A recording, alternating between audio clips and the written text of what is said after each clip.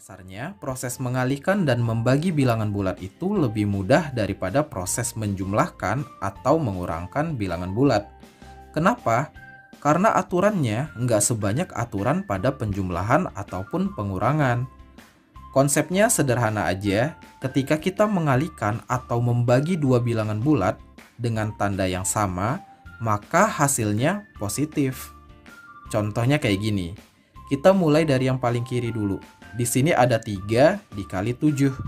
Ini tinggal dikalikan aja, hasilnya kan 21.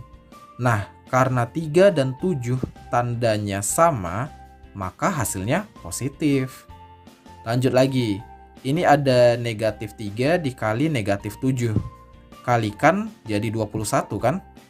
Tandanya juga sama nih, sama-sama negatif. Maka hasil akhirnya menjadi positif. Gitu ya. Pada proses pembagian juga sama. Kalau ini 21 dibagi 7, hasilnya positif 3 karena tandanya sama-sama positif.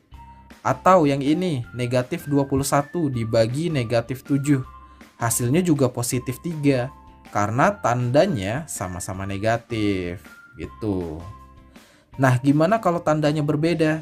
Kalau tandanya beda, nanti hasilnya negatif. Contohnya kayak gini.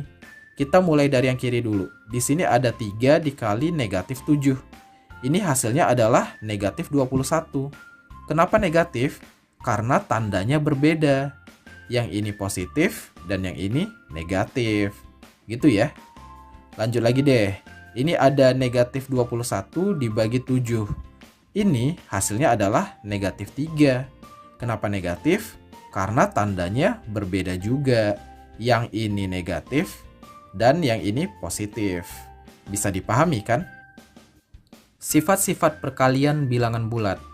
Oke guys, ini ada sifat khusus yang dimiliki oleh perkalian bilangan bulat. Sifat pertama yaitu sifat komutatif. Sifat komutatif itu kurang lebih sama aja dengan menukar tempat.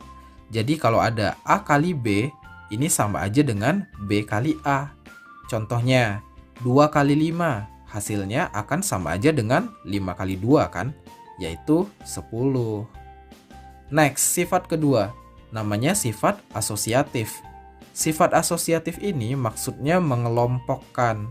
Jadi kalau ada A dikali B dikali C, kita kerjain A kali B dulu, terus dikaliin sama C, hasilnya sama aja dengan B kali C dulu, terus dikali sama A. Contohnya, 2 kali 5 dulu, baru kali 3, itu sama aja dengan 5 kali 3 dulu, nanti dikaliin sama 2. Kita cek ya.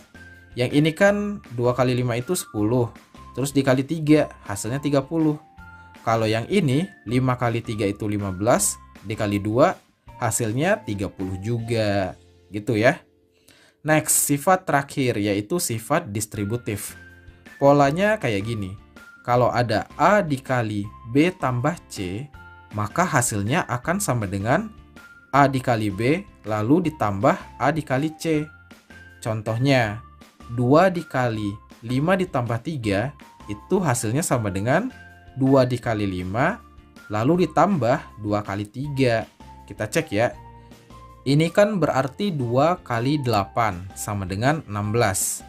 Kalau kita pakai yang ini, 2 kali 5 itu 10, tambah 2 kali 3 itu 6. Jadi 10 tambah 6 sama dengan 16. Sama aja kan hasilnya?